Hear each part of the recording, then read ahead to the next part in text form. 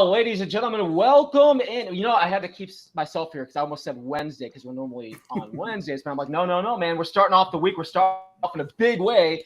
And I want to welcome everybody to Chicago Sports Night on Windy City's most fun podcast, Monsters of the Madhouse, brought to you by O'Connor Martial Arts and Fitness. Join the life-changing movement today. TC's World of Wonders, where Chicago sports memorabilia dreams come true. Serendipity Ice Cream Parlor. I see Brandon's constantly posting about that. I tell you all the delicious ice cream that he's been posting on his feed. I'm like, it feels summertime when you look at that. That's where it's always delicious summertime. Budget cars, your trusted home for safe, reliable, affordable transportation. And Bridges Scoreboard, your Northwest Indiana sports headquarters with Hall of Fame menu and more big screen, high defs than a Best Buy. How you guys doing? We're very excited to be here tonight because we have a lot to talk about. There is so much going on. I always say this is kind of my favorite time of the year. Well, football season, I think for most of us is our favorite time. But when you look at the sports calendar in general, this is a fun time to be in right now. And I am born and raised on the south side of Chicago, now living in beautiful state of Kentucky, right here in downtown Louisville. Very excited to introduce to you right now a guy that I haven't talked to in over a month. I was thinking about him. I was watching First and 10 with Foz. I was watching one of your episodes the other day, and I'm like, man, it's been a while. So Dude, I'm very excited. Brandon segregated me and Cleet and you. I don't know what's going on here. He's keeping me all to himself. Well, you know, sometimes I'm a little selfish, and I have to kind of – no, I'm just kidding. Mike the Foz, man, it's great to have you back, man. It's good to see you again. Yes, and sir. I was going to say, I think I'm a Bears fan. I feel like it's about as diehard as they get when it comes to you. What's going on, man? Oh, not too much, man. You know, I'm just trying to get through the rest of this summer up until preseason starts, trying to pay attention. Camp just started for the offensive line. So I'm just trying to pay attention to stuff going on in the background. Hopefully we see some positive themes coming out of these rookies this year. Yeah, I'm excited too because first of all, our show. I'm very excited for our show today too, guys. We're going to be talking to Tony Gill a little bit later in the show. A lot of basketball to talk about when it comes to the Bulls, the NBA draft, kind of where the Bulls are at right now. NBA playoffs, which I think have been until the conference finals have happened. I think the NBA playoffs have been very good. But I'm very excited to introduce to you guys right now a man that's been on our show before. The guy that's got a ton of energy. I remember our last conversation, man. When you want to come die hard about the Bears, die hard about the Bulls. He works for NBC Sports Chicago and has an awesome podcast, Under Center Podcast. Mr. Kenneth Davis, how's it going, Kenneth? What's going on, Matt? What's going on, the Foz? How are you gentlemen doing tonight? Living the dream, sir. Thanks for being back on the show, Ken. We love having you on, bud. It was a great time last time. I appreciate it. Real quick, Matt, what part of Chicago South Side were you born and raised in? I need this information. Oh, yeah, dude. First off, I was born in kind of like Brighton Park, Bridgeport, like right around like kind of Archer Avenue. So I was born like right around that area and then moved. Then I became a suburb kid. But when I was like 10 years old, they moved. Parents didn't like what was kind of going on where we were living. And the bus rides to the Sox games at Comiskey Park, they were going to get a little bit longer because then we moved to Oak Forest. But that's you live and breathe the South Side, man. That's in your blood. That never ever leaves you. I don't care who you are. If Foz, you can relate to that. Like wherever you, that's in. Yeah, I'm from like the Oak Lawn, Midlothian area to begin with, and my family's all from there. We moved out to like the Plainfield, Joliet area when I was younger. Same thing with you, just a whole bunch of drama and crap happened. Parents wanted me to get out of there, But dude, like you can meet people from the South Side. You can say, "Oh, you're from the South Side, huh?" And you just ever tell them that? No, I want to know. I just want to know. And also, I see in the chat, Leroy. I have to know what jet I have to see. This isn't a you thing. This is for anybody. So even Leroy, I have to know what project just so I can like this is you. But it's one of those things. Like it's funny. I went to go see a movie this weekend, right? And at the movie theater, I'm kind of like, this dude that's sitting next to me is really, he's looking at me, and I'm like, okay. So at the end, when we left, he looked at me again. He was way ahead, but he came talk to me, cool kid or whatever. And when the first thing I asked him was like, dude, what high school did you go to? Because I mean, in a way, it's more important than the college you went to because it kind of I relate to you as far as the Chicago thing. Like, okay, what high school? Did I know anybody there? So. Oh, the Roberts, you was in the real project. Oh yeah, I ain't gonna mess with you, sir. No, I mean, because I come from the low end. My parents split, spent part of my life in the Jets, so it's one of those things. His was better. His was more dangerous than my project. I come from the PCs, Prairie Courts, primarily, and Abbey Wells and the Ickies. My family, my mother's side of the family live all that. But enough of that. That's not what we're here for. No, All man. right, let's talk. Yeah, we don't want to get such when somebody comes, oh, you're for the suburbs too, and they give you that kind of look, and I'm like, all right, man. No, we're all from Chicago, man. We're all from Chicago, man. It's not like that. It's not like that. Yeah, we're not gonna be like that, man. Me and Coop just got that Sox blood running through us a little bit. Yeah, got that Southside Sox blood. That's some bad. Look, having it in my veins, it's bad blood to have running through your veins, man. Yeah, man. I was just talking to Alex Shapiro, who I just did the digital version of Football Night in Chicago for NBC. And we're diehard Sox fans, and it was funny today while we were recording. We have an episode of Mark Potash this Wednesday at 5:30 p.m. on NBC Sports. You can check it out. And we're talking about the Sox, and I was just like, he was like, you can't quit them. I was like, no, but you can put them on hold. And this is like, yeah, right. Because you can't quit. I can't quit them, but sometimes they hurt me so bad. It's like, yo, we need to take a break. Like I need to do this for myself. You go do what you need to do. I got to do what I need to do because you hurt my heart right now. And I hate doing that because baseball is such a beautiful sport, but that's just how they have me feeling, even though they're winning. Before we get into before we're going to talk a little bit of Bears, a little bit of schedule here, because you just brought up some good points because we're all diehard White Sox fans. And I got my Sox hat on right now. And I feel like you're right. Backwards, I noticed. You don't want to show them. Well, it's turned away from the camera. All right, does this look better now?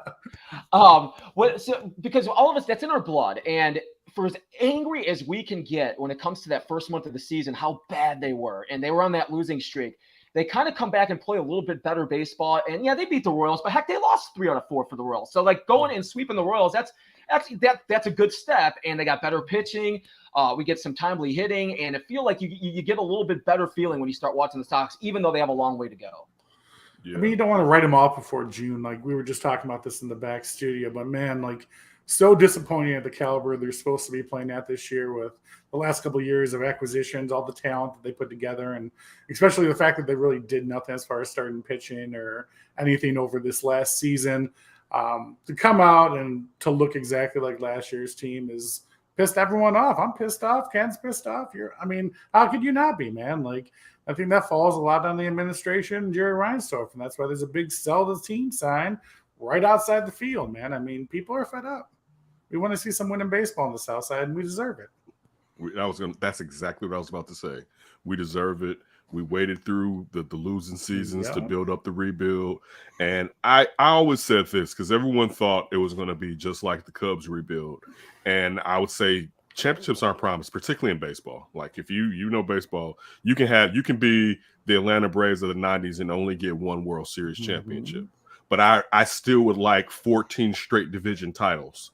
You know what I'm saying? And not to say I'm sure that I would be I would be gluttonous in that way, and also like I would kind of poo-poo the fact that we only won one, but I'd rather be on that side than on the side where we went through a rebuild and it's like, yo, so what's supposed to happen? And like you mentioned, Foz, the pitching. Like this is last year before the season started. I said, you know what? I'm not jumping in because this rotation doesn't scream the caliber of what they're telling me they should be able to do. And that's go to the World Series or contend for a World Series. And it's just either you're going to do it, you're going to go all in. And even with this team that it's not, the parts don't necessarily fit terrific as far as together, you know what I'm saying? Precise. Still, you're not all in. It's like if you pick which way you're going, because standing in the middle with the amount of talent that you have, even though the players aren't living up to the type of play on the field that you expected from them, either put the money in there and go for it for perfect this pitching staff, or I don't know. You know what I'm saying? I don't want to say rebuild again. I was on a show with Ozzie Guillen Jr. a couple weeks ago, and he brought up a terrific point as far as, you can say rebuild, but who knows? You could be the Royals. I mean, we're Sox fans, so we know how long it took for the Royals to finally get to that World Series and how many times they had to redo it all over again. Because the Royals were supposed to be contending since the 90s, where it's like, man, the Royals, watch out for the Royals. They did it again, watch out for the Royals. And finally, when they had that crazy bullpen the year before the Cubs, they finally got it done. You could end up like that in a rebuild situation, and you may not hit on the players that you bring in through the draft. So it's a catch-22, and it hurts because I really love baseball, and I love the White Sox. You know what I'm saying? Just talking about proximity from where I grew up. I could hear the fireworks. I would know when the home run was hit because it'd be like pop, pop. I'm like, oh, okay. And it's like it's such a part of me. And while we're still talking Jets, I have family members that live right there. They used to live right there around the park. So on summer times, we go to their house and you have a free fireworks show. And it's just like one of those things where it's like it's a part of my fiber. And it's just not at this point, too. And I think all of us, I'm at an age where I can't invest a large part of my time in something that investment isn't bearing fruit. Life is too short for bad baseball, is a saying that I live by.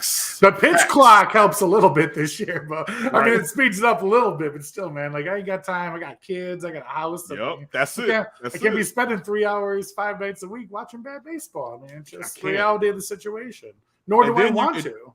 And Foz, you know the worst part too? Then you're angry. Yeah. Right. Because see, that's why that's why I can't jump into baseball. Baseball makes you the maddest out of every sport because it's every day. And when your team is chronically running the bases running errors, bad pitch calling, bad defense. All right. You consistently giving up the game in the 7th, 8th, and 9th. It makes you so triggered that it's like, you know what? So instead of doing that, I gotta fall back because baseball will have you angry. I'll be honest with you. I haven't watched a start to finish game where I dedicated my entire time.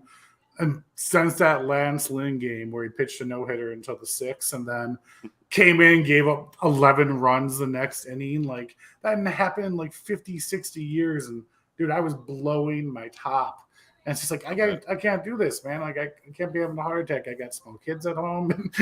So, I mean, I've been following the games and following the stats. I know Luis Roberts doing really well right now. They're starting to come around a little bit. So, I'm trying not to write him off, man. But again, just can't, like I said, can't dedicate that time towards bad baseball. I feel like at some point then you just got to take a deep breath and like, okay, I'm going to turn away from this. The game. I'm going to go to my NFL app right now, and I'm going to pull up what's going on in the off season right now after the NFL draft. And Kenneth Davis, we're talking to Kenneth Davis right now from NBC Sports Chicago and Under Center Podcast. I want to talk a little bit about the schedule release because, and Foz, you could chime in with this too. I feel like with the schedule release, it's a little overblown a little bit, which is great because the NFL can do that. There's so many NFL fans. The NFL does a great job of marketing the schedule release. They do a great job of marketing every part of their seasons, even in the off season. But what I feel like when it comes to the schedule release, you see what the schedule looks like, but there's so many of us that kind of start planning out our trips and where we want to go. That was the first thing I thought when the Bears. I'm going to NOLA, baby. That was me. I saw New Orleans. Yeah, you see when they're playing the Lions, and I'm like, man, maybe I go back to US Bank Stadium up in Minneapolis. Kenneth, is that kind of how you see this and how you kind of cover the NFL when you look at the NFL schedule, or just that vibe around Chicago when Chicago sports fans are looking at the NFL schedule release?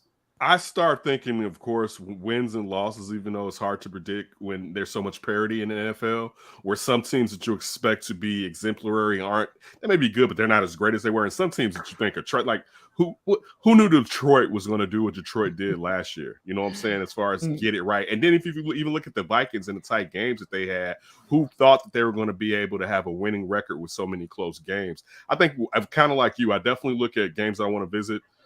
Games that perhaps try to balance of like, if I want to go as necessarily the media or I want to go as a fan, like for instance, Kansas City.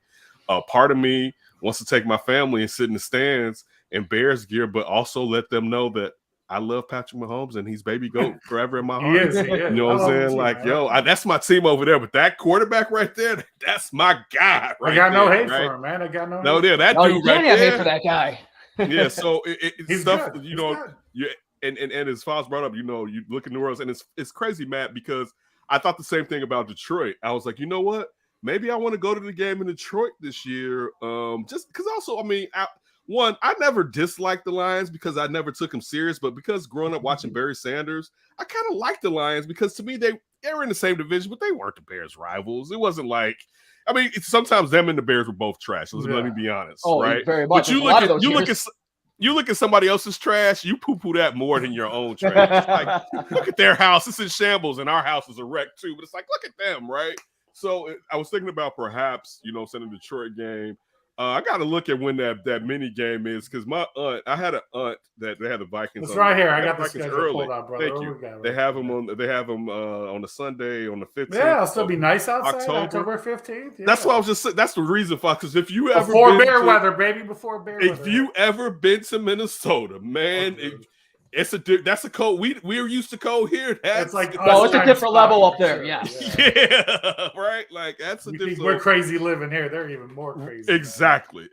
So yeah, I definitely look to see games that perhaps that I want to go as media, but also games that perhaps I want to take the family. And we just recently went on a road trip to Alabama, and I've always told her I'm not in college. I don't do road trips. You know what I'm saying? I'm like, yo, I'm done. I did that back in the days. One, because I don't trust these fools on the road because everyone's distracted. When I was on the road, our phones were computers. So it wasn't the same thing where some people are literally like you're driving and some people are like this. And that agitates me because I want to live. So I'm thinking about taking a road trip with the family and looking at different stuff and not just flying. Some stuff flying too, but I'm back into, let's do some road trips and stuff like that. So that was kind of some of the stuff to answer your question when I was looking at the schedule. Ken, I just got back from a 15-hour road trip yesterday. Where the hell did you go? From Destin, Florida. We were down there for a wedding. And we were going to do round trip tickets for me and my wife to fly. It was $3,000 round trip tickets. No. So I was like, okay, a couple $100 gas, $3,000. Dude, 15 hours each way, man. We left at 6 a.m. I didn't get back till 9:15 last night, dude. You just got back? Yeah, last night, man. 9:15, man. 6 a.m. we got in the car. Yes, yeah. Hats off to man. I know you're tired. Who did most of the driving? You did. I did 6 hours, and then we had 3 other drivers in the car, so we kind of broke it up. Okay. So. Yeah, that works. But man, I had lymphedema in my feet from not moving. I'm all swelled up and stuff. It was horrible, my guy. But again, you look at our road games like the Vikings, Detroit, NOLA. It's like shit, man. After this 15-hour ride, that's a 6-hour drive. That's a walk in the park, baby. I'm all good now. Yep. That's around the block. That's around the block. We went to Alabama, so it was 10 hours. So just to what you're saying, I drove through the whole state of Alabama yesterday. Right. I was like, dude, I'm looking at the KC game. I'm like, wait, that's 7 hours and 40-something minutes. That's a boring ride, man. It is a boring ride. Boring ride. That's not okay. So, Kenneth, when we kind of look at the schedule too, and there's going to be a couple of games that we kind of, at least I look at that could stand out to me. First one of the year is against the Packers. I think I like how the schedule makers came out right away. Like, you know what? We're going to put the Bears, Packers, Jordan Love. We're going to get it right there at home for the Bears. And I guess you never know when it comes to the first game. But when you start looking at a couple of these games, Kansas City, like you were just talking about, week 3, they play the Lions in a span of like a couple of weeks. Yeah. Where are you kind of looking at? Like, when you look at like the between the first game and the third game, and maybe towards the middle of the season against some of our division opponents, when you look at some of the wins that the Bears could start off with in the season, or maybe get more in the middle of the season to get like a 6 to 8 win season? All right, first quarter, and of course I know that now there's 17 games, so we're not going to break into even quarters with the last 5. Mm-hmm. I look at that as perhaps if the Bears come out of that 500, so that's 2-2. I think it's a chance they can be 3-4, but they come out 2-2, and that's the Packers, Tampa Bay, Kansas City, and the Browns.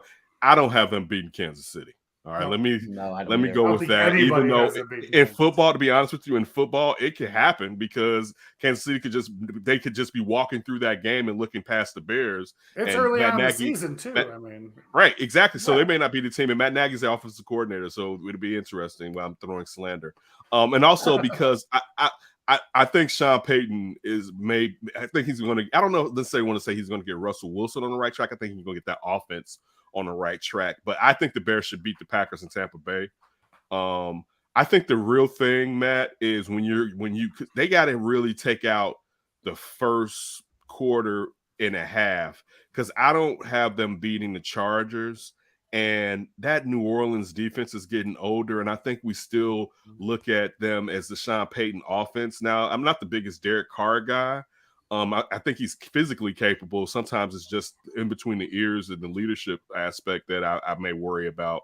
But I still think that New Orleans game, and it's in the Dome, that could be a loss. I think the Bears should. I think I think it's easy to say the Bears should beat the Panthers, but I think a lot of people don't pay attention to how well built the Panthers are. Like the Panthers just really have needed a quarterback. Now they're saying DJ Moore now, but they've done a decent job of trying to put back receivers into that receiving core. Look, if you look at it, if Bryce Young is balling, that could be a difficult game because they have an offensive line and they definitely have a defense. But I do think have the Bears beating the Panthers. I have the Bears splitting with Detroit. Mm-hmm. And I have them splitting with Minnesota, to be honest with you. I have the whole division split right now, so I think that's okay. I mean, that's where I'm at too. Do you have like a final record you came to, like your projected thoughts as of today? I'm a 10-7 man myself. Okay. This is the thing.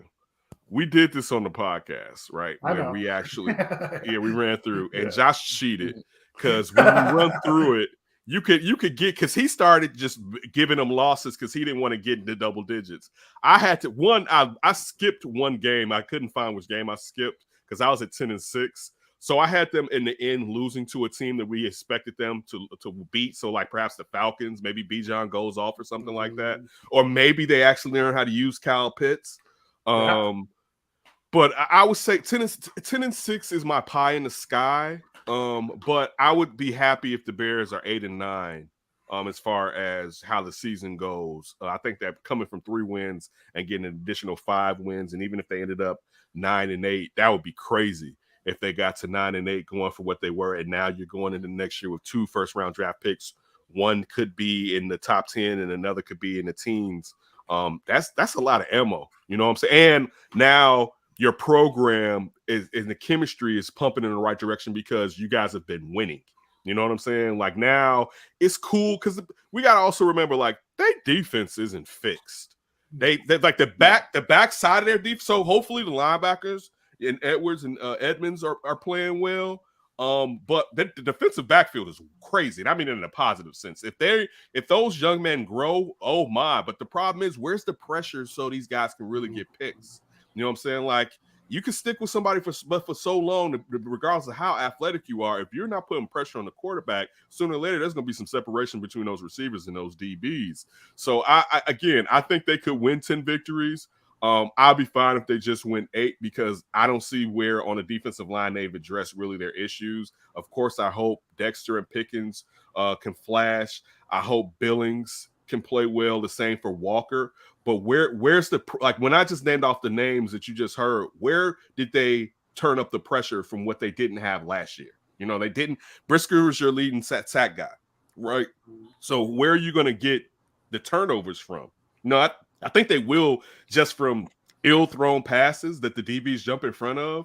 But as a whole, that's where I think it can still be like, okay, now. Like they and I know they will because they did last year. They better lean on that run because you don't want to put too much on that defense because as of right now, and even depending on if you bring in a D in or whatever, you're going to be on some issues. I hope they can stop the run this year. You know, that'll help them out. If they, you know what, if they can make teams one-dimensional, and I know they still don't have a pass rush that's desirable, but if they can get to a situation where you're like, yo, just pin your ears back and go get the quarterback because they can't do how the game is set up now. They need to score more, so they got to go through the air. Then that could simplify and help the defense out a lot, but you got to stop the run to do it. And last year they did not stop the run. No, they did not. And you made some really good points, Kenneth, too, because I do like what they did in their upgrades, especially on the defensive side of the ball. And they've got some linebackers that can go in there now, that can tackle, that are pretty good in coverage. But at the same time, when you keep reading about some of the defensive, some of the guys that are still out there, you know, Frank Clark's name is out there still, Clowney's name. I don't think any of these – there's a reason why a lot of these guys are still out there. And I feel like now you're going into this season. This is your team now. And you might pick somebody up here when we get closer to training camp or if somebody goes down. But this is who you're going with right now. And I think now you just got to come together. These guys got to go in together into the OTAs and then get together in training camp and just kind of see where it goes from here. Because, I mean, you look at this division this year, you look at the North this year, and it could be wide open, but a lot of teams could be better. I honestly don't know what Minnesota is going to be like. And, I mean, Green Bay's got some very good position players. We just don't know what the quarterback's like. So right.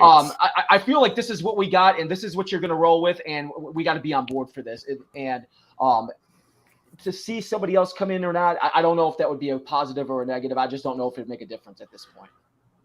So I like to see him pick up a defensive end right now. I think we're still going to see a defensive end pickup before the end of the year. I always hatchet this guy's name, Njoku from the Colts. I really like to see him. I don't want to get Chase Young. He's got injury prone. We'd have to give up too much for him, in my opinion. And you have to sign him.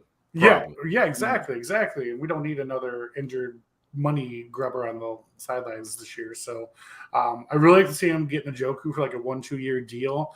And I think that's definitely going to impact those 8 to 10 wins we're talking about. I mean, do they even get 8 to 10 wins unless we get that defensive end before the beginning of the season?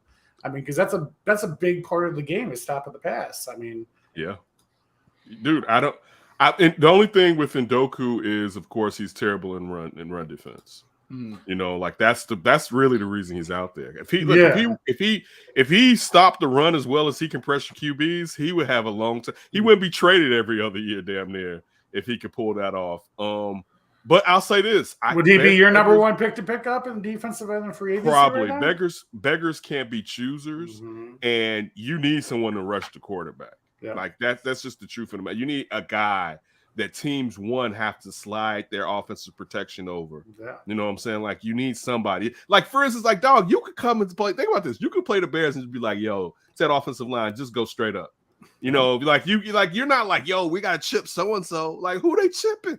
You know what I'm saying? So it's like, they play the Raiders later on down the road. And if we don't got a run defense going, I mean, you got Josh Jacobs and an awesome offensive line. They're just going to run all day long, baby. Yeah.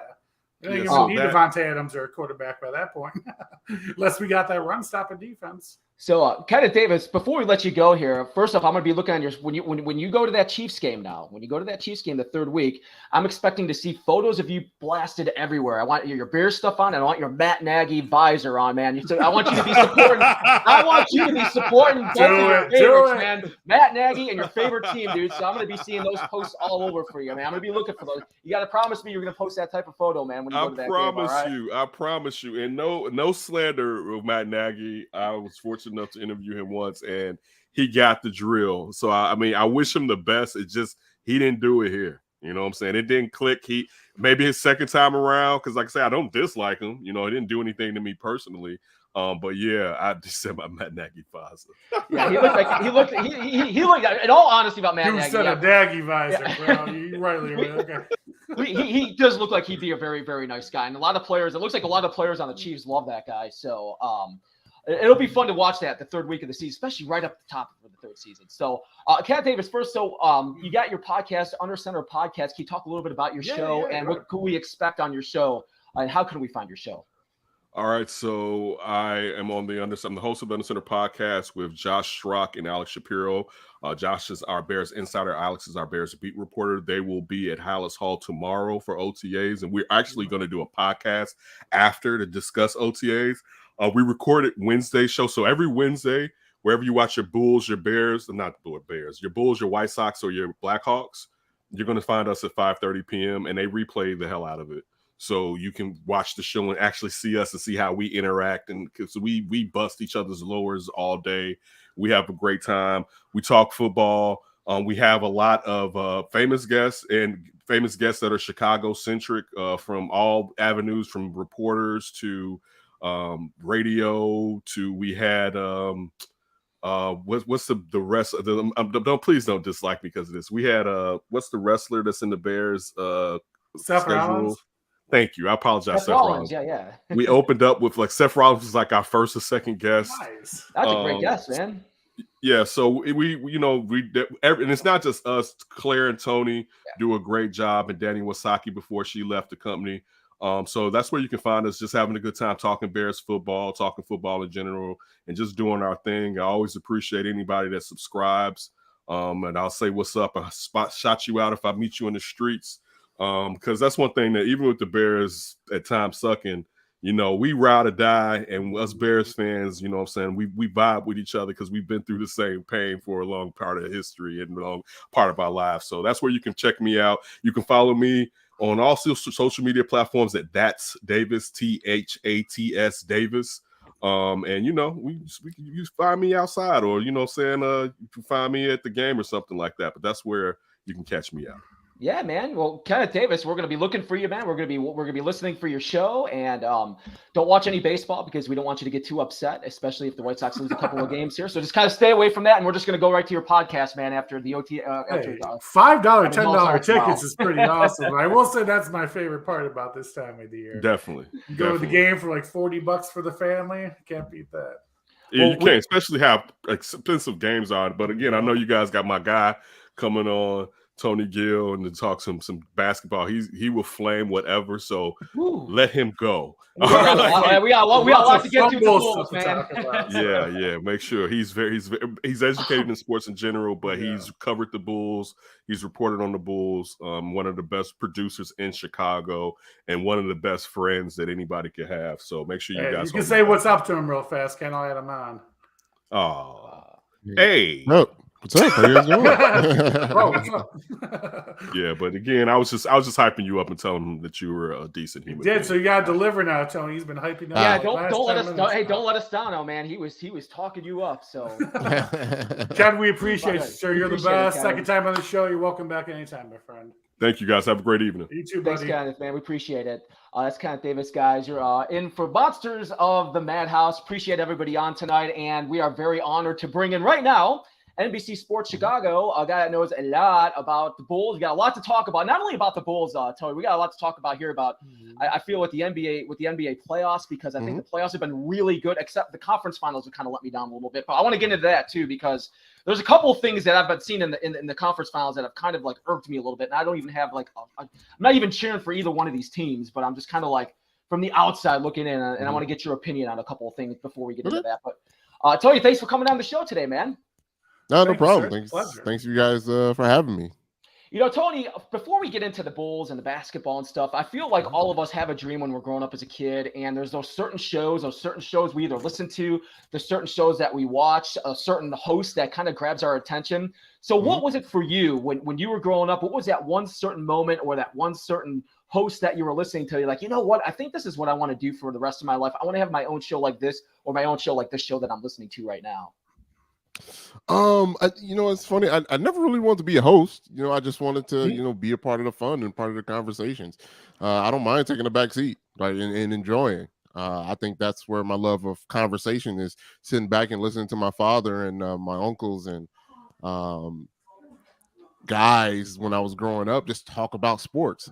And my father used to listen to 670 The Score all day, every day. So I got introduced to Boris and Bernstein and Jason Goff and Lawrence Holmes. And, I started listening through that. And even before I really knew what I wanted to do with my life. So I didn't figure out what I wanted to do until, a couple years after college. My first stint at college, where, I'm already listening to the radio and sports radio all day. Why not just do it? Like, I know sports. I understand sports. I'm a fairly entertaining guy.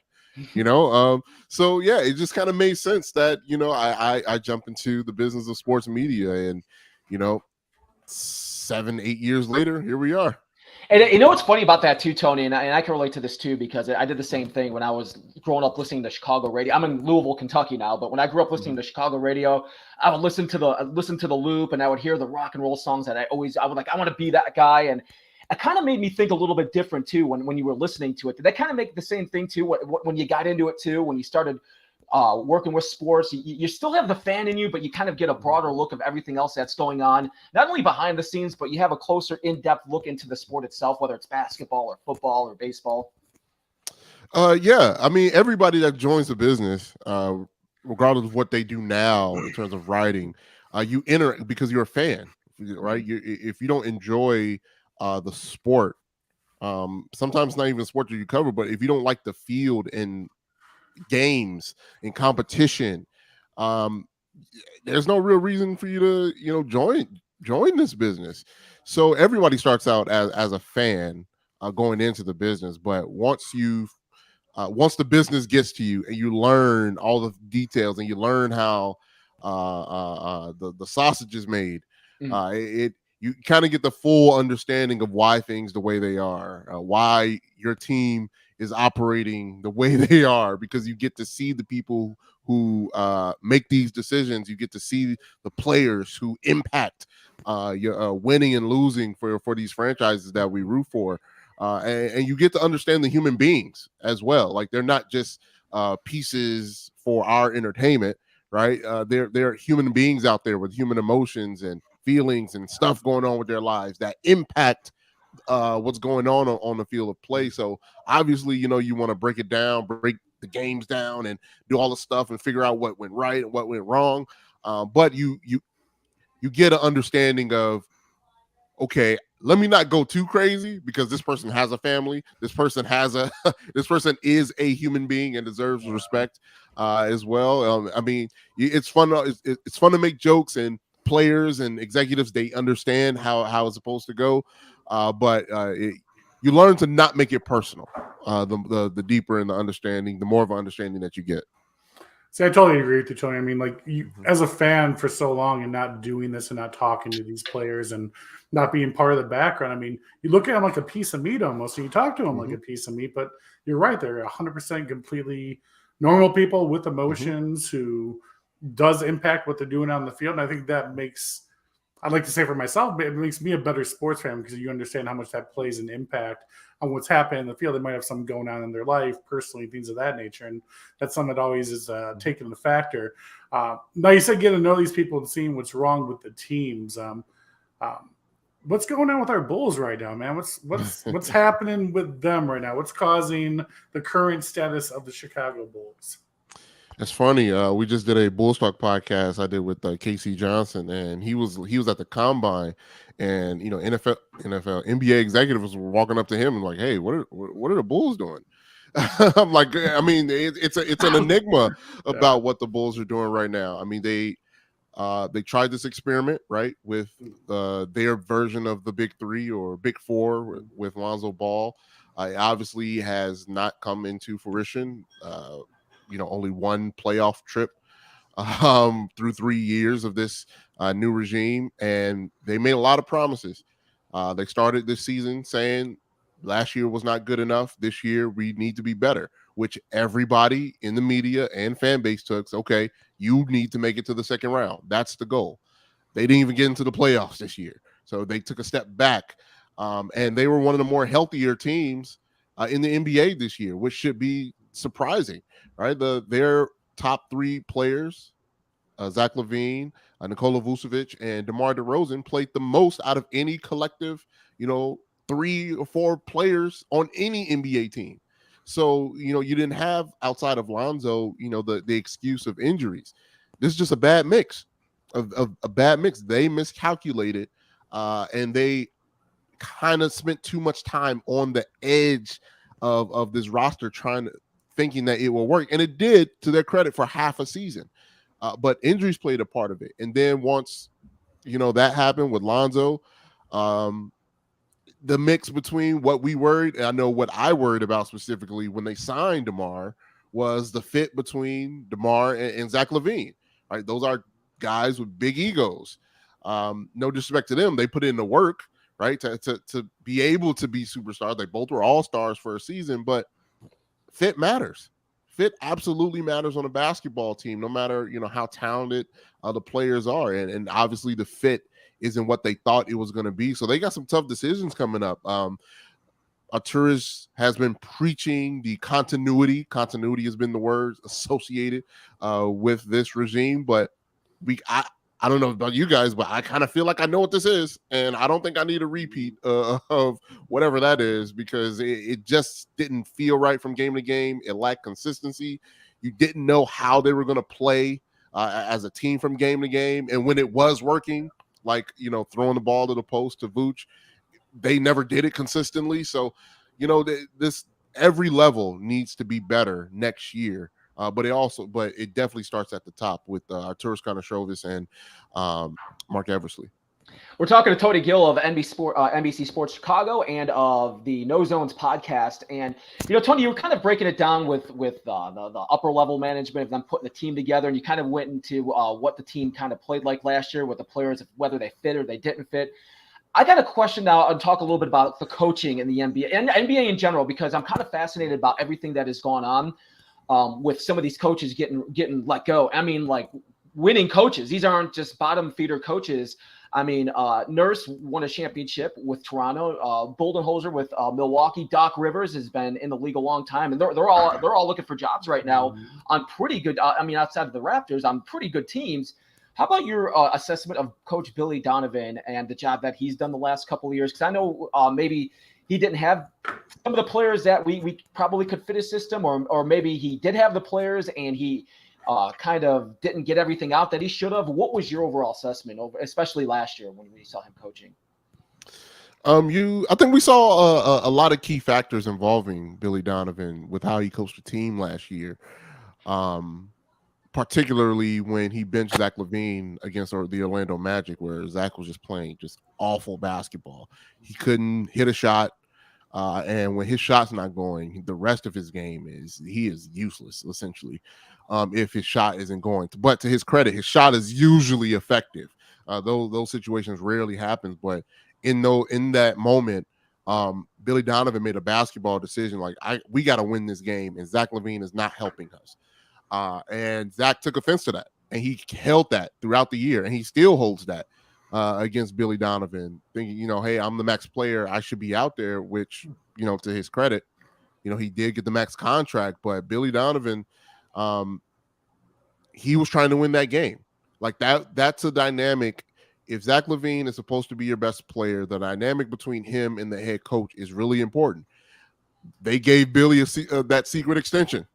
So Billy's gonna be here. They gave Zach LaVine an extension. He's gonna be here. They gave Arturas Karnisovas an extension. He's gonna be here. So if all those guys are gonna be here, they got to figure out what's going on. Now, to Billy's credit, he builds his teams according to his coaching history in the NBA towards who are the best players on the team, because that they will lead me to success, which it largely has. He's won typically more than he's lost. Every time he had an NBA job would get you, to a certain point. But in order to get to that next level, right? The Eric Spoelstra, Steve Kerr, like the actual contending winning levels, you got to be able to impose the same effort in your coaching to the star players like you do with the six man and everybody else in the role players. Everybody needs to be giving consistent effort. Especially when nobody's won anything. That's the crazy part. It's like, you give a couple leeway, stars do get leeway, more leeway than the average player. Everybody understands that. But the style of coaching should be consistent in terms of trying to get consistent effort from everyone. And I felt like that was a minus, in my opinion, for Billy Donovan. Billy Donovan is a smart basketball coach. He understands the game. I have no doubt about it. He has no issues with changing things if they need to be changed. That's something that can be a bonus with Billy Donovan. But as we've seen with his other spots, right? Like he had Kevin Durant and Russell Westbrook, and they didn't win a championship. They got, fairly close, but they didn't win one. So what do you expect him to do with DeMar DeRozan and Zach LaVine? Right? Like I wouldn't, expect a whole lot from him with this current group. But they attached themselves to Billy Donovan now. They went out when he was on the market. They shut down everything and went after him. So, yes, Billy definitely has his flaws. I am concerned long-term about what this looks like with Billy Donovan at the helm, but he's not just the only issue. It's multi-layered with their issues on this team. So from what I see watching so many Bulls game, the Bulls have no three-point game, and we're in a three-point league nowadays. So, I mean, as far as Billy Donovan goes, and I say this about any coach, you can't build a house with duct tape and thumbtacks. I mean, you just can't do it. You need the tools to build the house. And they don't have it. I mean, Lonzo Ball, you brought him up earlier.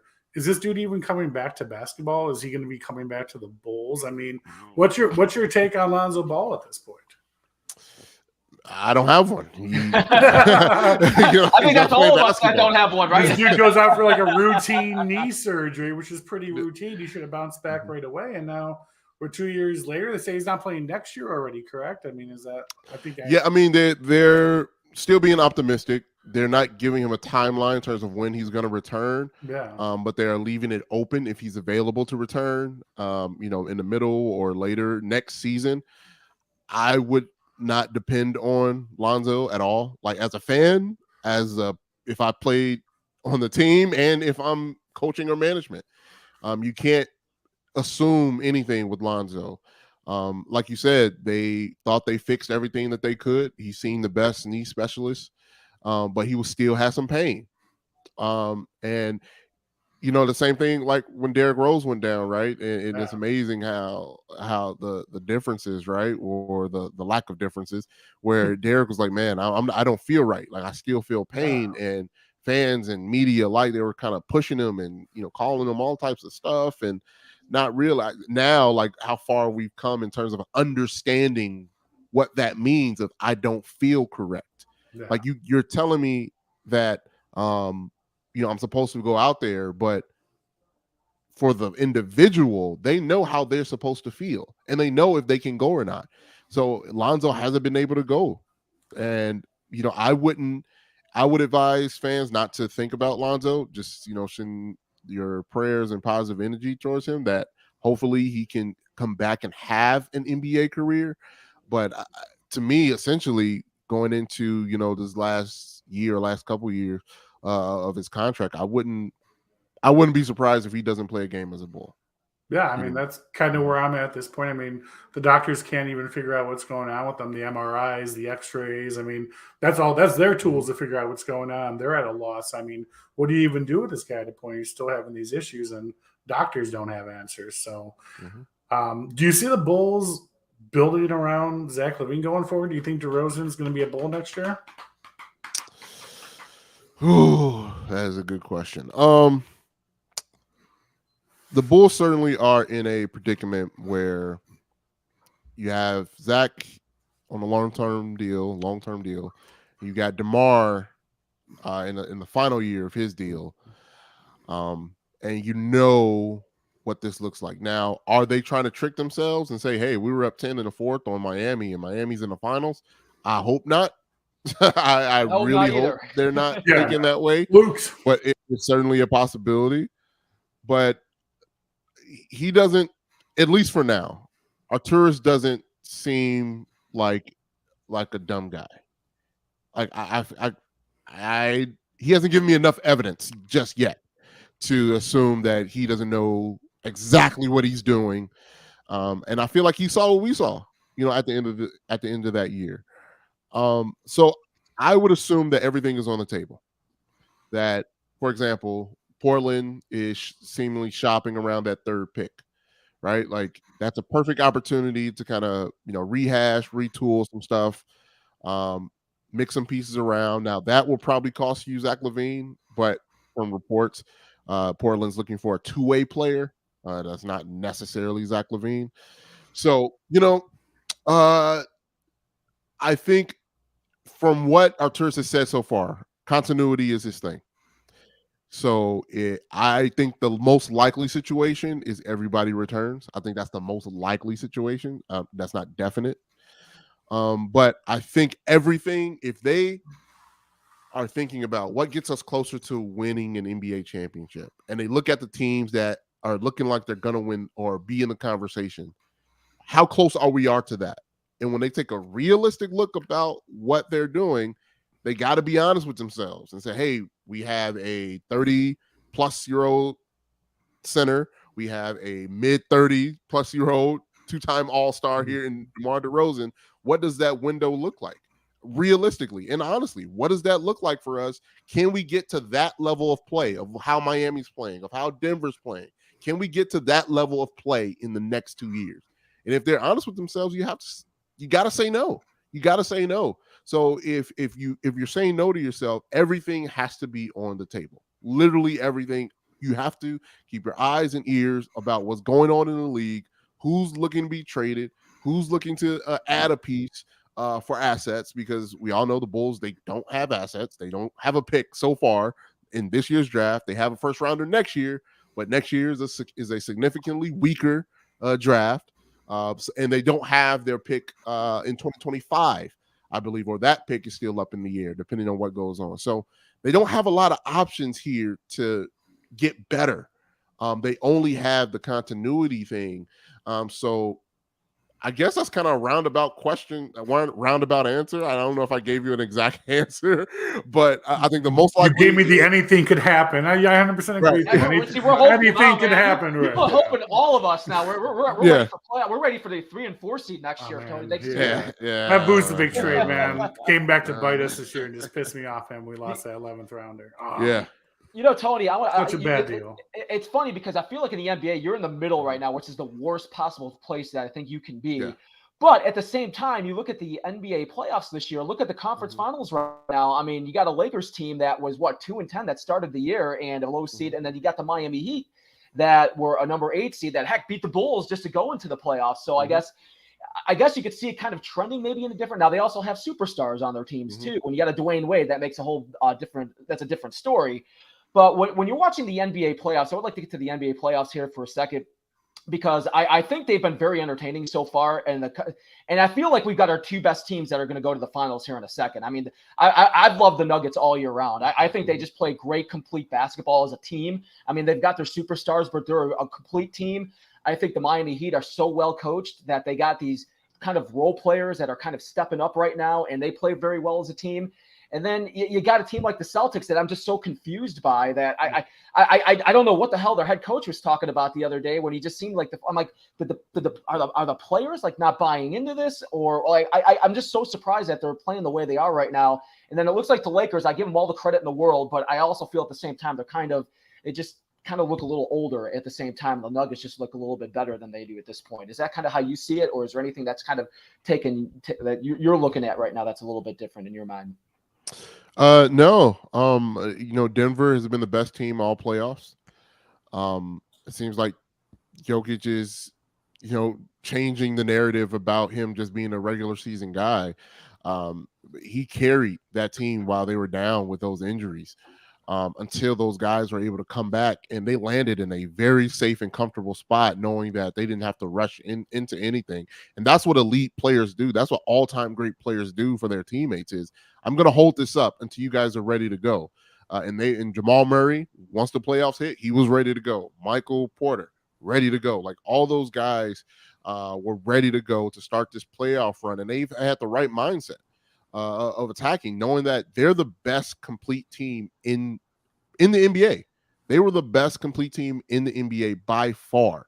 And Coach Malone has done a great job with that team and having them in a right frame of mind, and also putting them in the best position possible strategically. The Lakers, they were going to break down sooner or later. And their run was amazing. It was enjoyable to see, but LeBron can't turn that switch on anymore. Like, that's just not him. That's not who he is. And this isn't LeBron is weak. I love LeBron, but the dude is older, right? Like, he hasn't played both ends of the court in a very, very long time. So when he has to do it, something's going to suffer. And his offense in late games has suffered, because he's tired. He doesn't have the legs. And he's played 20 years in the NBA. In the playoffs, mostly all of those years. It's going to catch up to eventually, yes. Yeah, they no matter how, what he's done in his career is improbable and amazing, and it's something that we should not get used to. There aren't 20-year players. We aren't going to get these 20-year runs of players like LeBron. But, Anthony Davis, inconsistent, inconsistent. When he has to play bully ball, when he has to get physical, he can do it for a game or two. But if you're asking him to do that, there's a reason why he doesn't like playing center. It's because he got to body up against those guys. So this was kind of inevitable for me with the Lakers, especially how they played against the Warriors. I was like, yeah, Nuggets, they should get this one.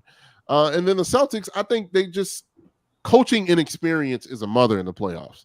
And I think we're seeing that, right? Yeah, like, I think Eric Spoelstra is taking Missoula to the woodshed with the moves that he's making, how he's getting his guys prepared to play these games. Look, Missoula is younger than Al Horford, right? Like, unless you're, a Sean McVay-esque genius on the X's and O's, it's tough to get guys to kind of get them going, and that's been their issue.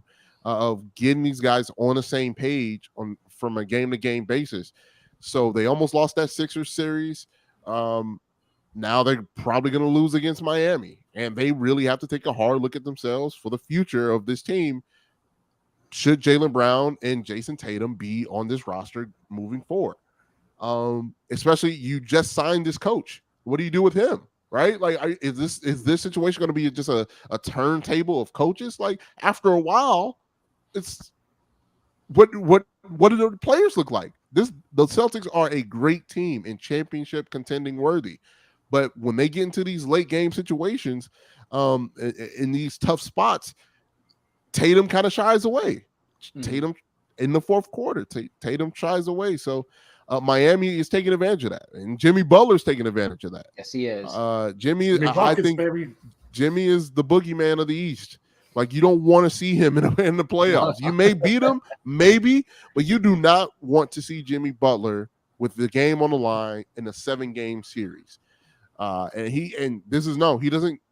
he's probably Adam Silver's worst nightmare, honestly, because Jimmy did not care about the regular season whatsoever. He knew what he needed to get his body prepared for a long playoff run, and that's what he did.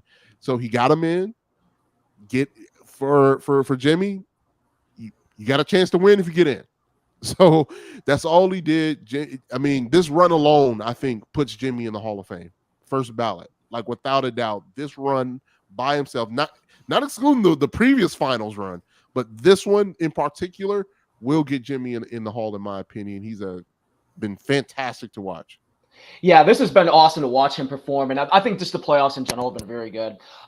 Tony, we appreciate you coming on today. Now I'm just going to let you know, you gave us a lot of hope today. So you talked about when they are a number 2 or a number 3 seed next year, we're going to bring you back on the show, and we're going to give you all the glory and everything, man, because now we're all expecting me, Foz, and all the listeners out there. We're going to say Tony said that they're going to be a number 2 or 3 seed, and they're going to did not say that. You said they're going to the championship next year. I heard. We got where's the rewind button? Tony is with NBC Sports Chicago and part of the No Zones podcast. And how could we find you too, Tony? Man, I haven't done No Zones in a long time. That was like a job ago. Yeah, that was my old Bulls podcast. But just check out all of NBC Sports podcasts. We got you guys covered. From all the sports angles: Bears, Bulls, Blackhawks, White Sox, Cubs. Make sure you check out our podcast network over there. You can follow me on Twitter at @TonyGill. Also check out Sports Adjacent. If I have to plug another podcast, I do Sports Adjacent with Russell Dorsey of Valley Sports and Jason Leisure of the Sun Times. And you can check out the Ringers of Jason Goff's the Full Go podcast with Jason Goff. We have a lot of fun. He's the pre and post game host for your Chicago Bulls.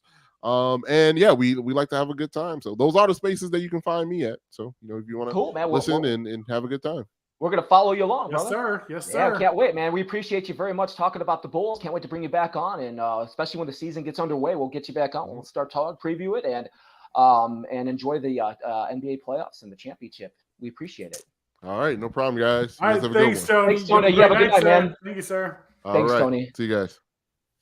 See, guys. See, Foz, now you're going to be going and get your Bulls hat, man. You're going to be all ready, and you got your Bulls blood back in you, and you're going to be. Dude, I need some Bulls and some Sox blood back in me. I find myself not even reaching for my Socks hat in the offseason. See, now our next is going to be we're going to get another Sox and a Cubs. We're going to get somebody because the Cubs they haven't played very well lately. So now we're going to get like positive people from the Cubs and the White Sox come on our shows over the next couple of weeks, and they're going to give us hope, Foz, and we're going to all be there. We need hope, man. All of Chicago sports needs hope right now. Our Bears are like the only like bright spot in the near future.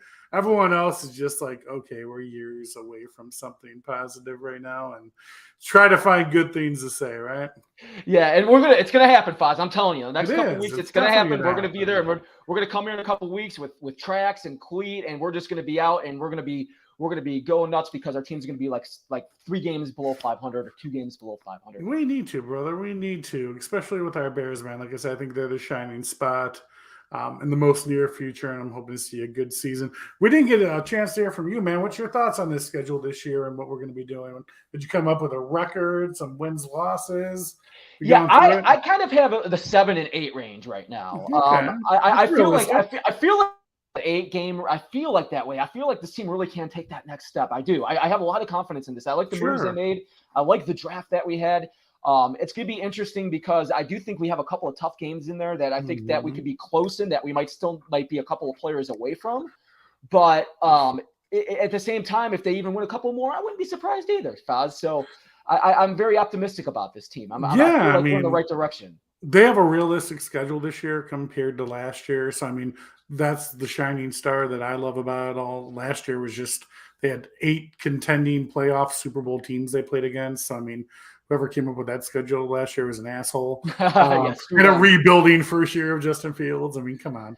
I think we have a good chance to do something this season, and just looking forward to it, my friend. And you know what's funny, Foz, and what's great about this show is we got a lot to talk about coming up, man. As we get everything ready here, we have so much coming on.